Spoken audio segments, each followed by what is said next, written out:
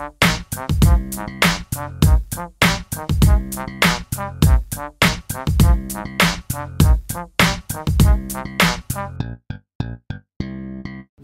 is a new series that I've been brewing for a very long time.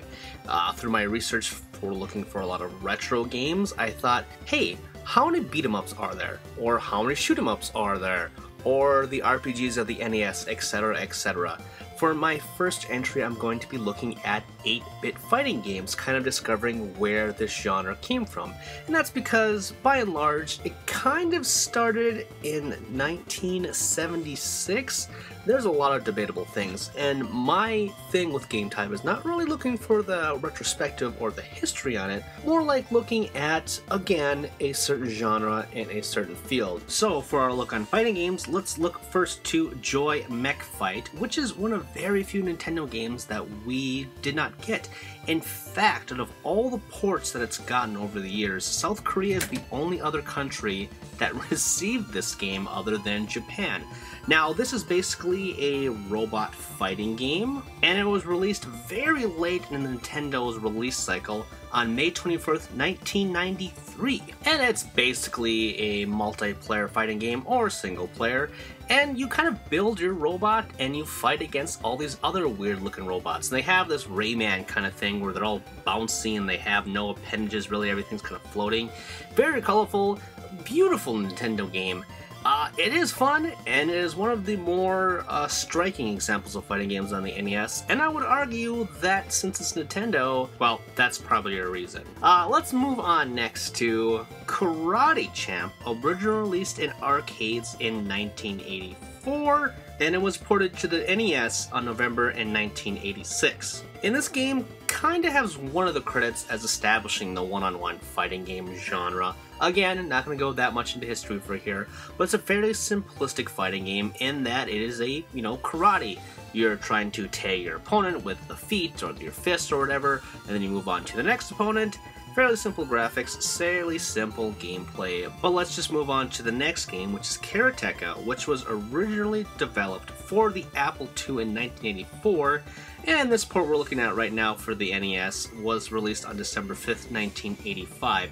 And there is a lot of ports, there's even like a remake for this game, and it's influential because Jordan Mechner, kind of the creator of Prince of Persia, created this game.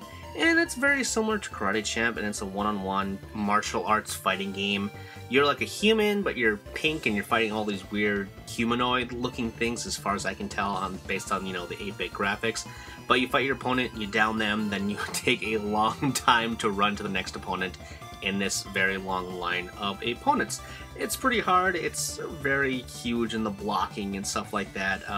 Again, important, but not necessarily fun. Next up, we have Nekketsu Kakutou Densetsu, or translated into Hot-Blooded Fighting Legend, and this is part of the Kunio-kun series. A lot of people would know it from River City Ransom or Super Dodgeball on the NES. Now, the same kind of graphic appeal as what the whole Kunio-kun series is really known for, but essentially this is like a Smash Brothers fighting game, and it was released for the NES on December 23rd, 1992. Again, a kind of a light bloomer. That's why it looks fairly pretty good, I would say. But you and 3 other opponents are in this big arena and you're fighting the hell out of each other. It's more like a brawler than a straight up fighter. With a lot of these games, it's more like punching and not what we'd understand from fighters, which I'll get into in more GameType about, how Street Fighter kind of paved the way in its combo moves and blasting energy rays and stuff like that. But for a fighting game for the NES, this is actually pretty fun. Here we go, probably the best fighting game on the NES. This is Punch-Out!, originally released in America as Mike Tyson's Punch-Out! On October 18th, 1987, 4 days after my birthday. Fun fact, didn't know that until I just looked it up. Anyway, this is a boxing game, and there are tons of other boxing games on the NES, of which are not that really fun to talk about, but I will discuss them a little later on here. But Punch-Out! Was kind of more of a puzzle game. Every single fighter that you went against had some kind of flaw. They had a tell, and that's exactly how you would take them down. You just punch them, they'd go down, and you move on to the next person. And they're all weird stereotypes as well. but just a beautiful, beautiful Nintendo game. Later on, it just got transformed into Punch-Out because there was a Mike Tyson controversies. So instead of Mike Tyson at the very end, you fought Mr. Dream, but it was basically the same exact thing. It's a very hard game if you don't know the strategy, but it's just infinitely replayable. Awesome music, just one of the best Nintendo games out there. Coincidentally, here is another boxing game. Not as good. This is Ring King, originally released in arcades in 1985. This, of course, is the 1987 NES port. And the only fun thing about this game, I mean, it looks fine, even though all the boxers look like weird porno mustache men. That's, you know, fun in its own way. But on break, it looks like your trainer or whatever is giving you a blowjob. It's very, very weird. I don't really have much else to say on it. It's a meh boxing game, but funny. And here we have Tag Team Wrestling, released in the arcades in 1983 and on the NES in 1986. Data East is really all over this fighting game genre, really, from boxing to actual fighters to wrestling games. And there's a lot of wrestling games on this list. Not particularly fond of wrestling, or boxing for that matter, but it is a simplistic fighting game. I would argue that it's more of a fighting game than really a wrestling game, in which, you know, the whole genre is kind of formed into with a lot of the newer WWF things, with the pinnings and stuff like that. Again, very simplistic graphics. It's a wrestling game. Sorry for saying wrestling so much, but it's fun, unlike this game. Tenkaichi Bushi Keru Naguuru. There's not a lot of stuff on this game, but I found it, and it was released on July 21st, 1988 on the NES. And like a lot of the other games on this list, it is a very simplistic martial arts game where a lot of the fighting comes into the blocking of the kicks and the punches, and all the characters pretty much look alike except for different colors for their costumes. There's a lot of different areas, which I like. Is something new to a lot of the games that I've been looking at today. And it does have some role-playing elements. You do have HP, so it's kind of a cool blend of genres, but not a lot else going for it. Urban Champion, released for the Nintendo on November 14th, 1984 in Japan, and in 86 in North America. Just because it's a Nintendo created property does not mean it is a good game. And that is exactly what Urban Fight is, or Urban Champion I mean. It is a brawling game, one-on-one. You defeat the player, and as the people above you throw things on you, it's kind of weird. But then you move on to the next streets, and you just keep on going and going. It's just, like a lot of the other fighting games on this list, very, very simplistic. Not a lot going on for a Nintendo game, and it's very blah, and it's, you know, understandable why they never went back to this property. World Chompers was released for the NES in 1991 for North America, and like Ring King, it is essentially another boxing game. You go around the arena, you're punching each other. Not a lot to it, a little bit more than Ring King. There's different faces at least, and different colors, a bigger arena. It's not, there's no blowjobbing in it, but at the same time, again, it's just another straight up boxing game. Here we have WWF WrestleMania for the NES, which was released in January 1989. And I actually have some memories of this game. I said before I did not like wrestling, but my cousins and family sure did. I remember going to my cousin's house and playing this a lot, and I had some good memories with just the graphics and the music. It kind of got ingrained in my brain. But for the longest time, after I kind of grew up and got into high school, I was trying to remember this game, and I could not remember what the actual game was. I knew it was a wrestling game, and I think it had something to do with WWF, but I just could not remember what it was, you know, called.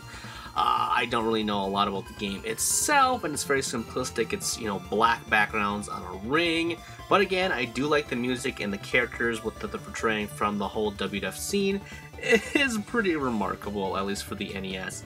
But other than that, I don't have anything else to say, I suppose. And last we have Yie Ar Kung Fu, released in 1985 in arcades and for consoles in that same year later. Now, like Karate Champ, it is known for creating a lot of the basis for the fighting game genre as well. Again, I don't want to go into too much history, but you can kind of see a little bit more of that. You got the designated matches. All the characters kind of do look a little bit different. They are using weapons. They have shooting fireballs, so there is a little bit of magical stuff in there as well. It again has the Middle Eastern kind of aesthetic, but there is a little bit more character, I would argue, than just straight up two people fighting in, you know, gis and blocking and whatnot. This one has a little bit more going on for it. But it's, you know, again, like a lot of these things, not exactly fun, but it is important to history.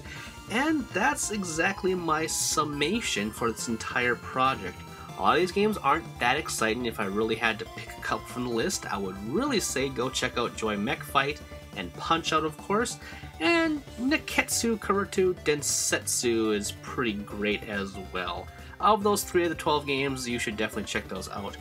But with all that said, you know, it's important to establish the roots. Sometimes those roots aren't that enthralling, but hey, this is an experiment, so I hope you like GameType. Next, I will not be looking at, you know, 16-bit fighting games.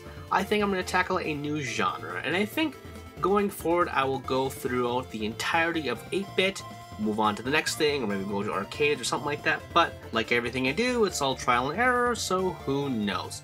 Anyway, thanks for joining me. See you next time. Did you know that was a ReActionExaminer video? If you liked it, you should subscribe to me to keep up with everything that I'm doing. Also, if you have some other interests, like sex for example, check out Chompers, which is a comedy sex podcast thing wherein my best friend and I check out the weird and abnormal and the erotic.